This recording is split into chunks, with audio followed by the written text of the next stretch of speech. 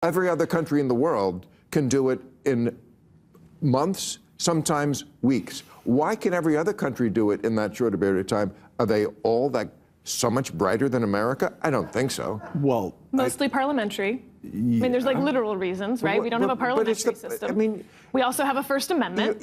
We don't make people campaign this whole time. The American people want to give them $20, and so they can afford it. I mean, small dollar donors are arguably the worst thing that's happened to our politics as a. Hey everyone. In this must-watch episode of Real Time with Bill Maher, tensions rise as Bill Maher checks one of his own panelists in a heated debate about Donald Trump.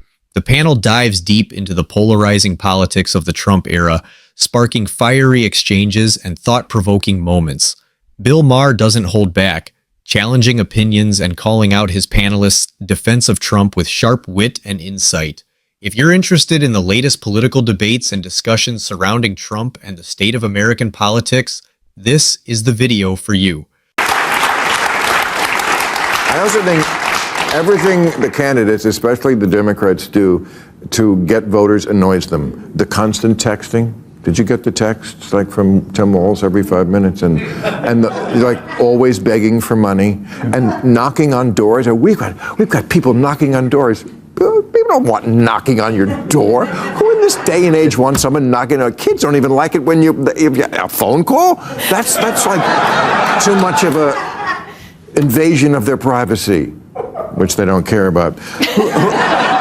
Who might emerge as the strongest Democratic opposition leader in the next Trump era? Oh, well, that's a good question. I mean, like Adam Schiff, he won right big, and he won big. I like Westmore. Westmore's fantastic. He's in Maryland. Yep. But who's going to be the one? Gavin Newsom we have here in this state. He's already like called the legislature to. I mean, Trump hasn't done anything yet, but I understand the. This was the problem. You know, there was a 2014 study that showed that Fortune 500 companies were more likely to pick a female CEO if the company was struggling, basically setting women up for the big job, but to also fail. If they did well, fine. But if they failed, like, look, we have a female CEO while failing.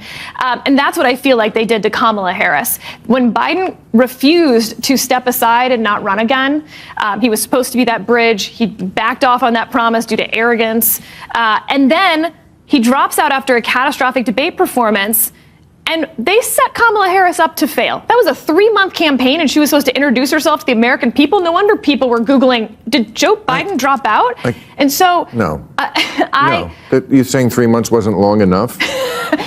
I mean, it was too long.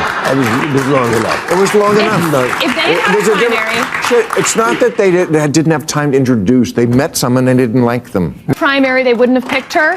And if they had, she would have been able to rough out those edges that then she basically has to start from scratch with a campaign team she didn't hire that didn't like her, right? It was his team. And so I wonder if that next Democratic person, maybe someone's not even on our radar yet. Because frankly, when you look at the history of who's there's two types. The one who waited in line, who was next in line, and then there's the one who comes out. That's Obama. That's Clinton. That's Reagan to some extent. We had a strong bench. There's a very strong bench. There's a number of people that could be possibilities. You're talking about people like Josh Shapiro, who would have been the vice president Senator and won from Connecticut, Pennsylvania.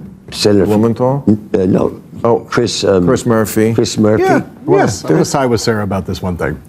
If you're the sitting vice president for a president who has, throughout his entire term in office, been sitting at about somewhere between a 35 and 40% approval rating.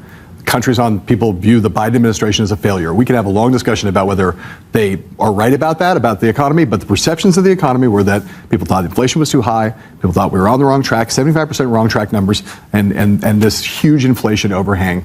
You're the sitting vice president, and you get put on elevated to the top of the ticket 107 days ahead of the election. I think that is a very high degree of difficulty put on anybody, and I do not think she is the perfect candidate. I tend to agree with Sarah that probably in a fully litigated primary, she probably would not have been the Democratic nominee, but we'll never know that. But I will tell you that, there's never been anybody who's had the difficulty of that situation, elevated that late in the campaign. Why? A Democrat would have needed to run away from Bill, I don't know if you know this, but the vice president of the United States is basically shoved in a broom closet for 3.5 years. I know. You couldn't. She was more popular in there. Yes, well. If you're finding this breakdown interesting and want to see more content like this, don't forget to hit the like button and subscribe. Your support really helps me bring more discussions like this to the channel. Let's get back to the video. This idea that the idea in a mass media age that 107 days is not long enough to know somebody. You are way overestimating the American people in terms of what their ability. No. You have someone like Donald Trump has become a universally known, understood, loved by some, hated by others over the course of being omnipresent for 8 years. Decades. Okay. Barack Obama becomes president of the United States after running for 2 years as president, runs a 50-state primary, is on television, does dozens of Democratic debates, and by the time at the end of that, most people knew who he was. Most people. Yeah. You drop somebody into the middle of the top of the ticket, 3 days out, 3 months out. You are going to have to spend a lot of time trying to introduce yourself to the country while also being in a steel cage death match with Donald Trump. Okay, but I don't know if you ever watched this show, but I had Michael Douglas on this week. Yeah. At the top,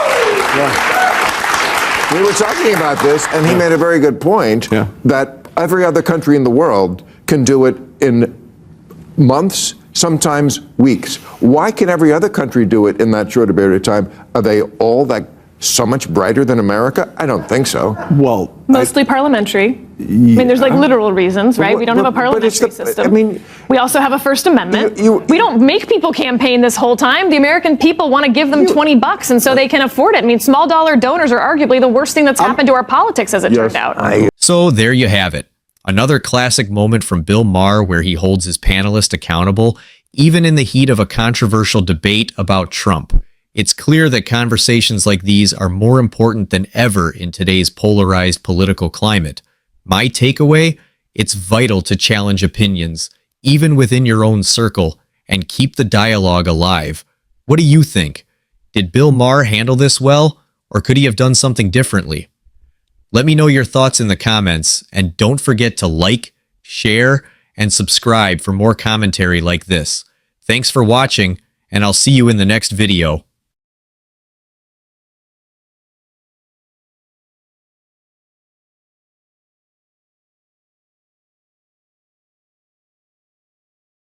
Every other country in the world can do it in months, sometimes weeks. Why can every other country do it in that short a period of time? Are they all so much brighter than America? I don't think so. Well, mostly parliamentary. I mean, there's literal reasons, right? We don't have a parliamentary system. We also have a First Amendment.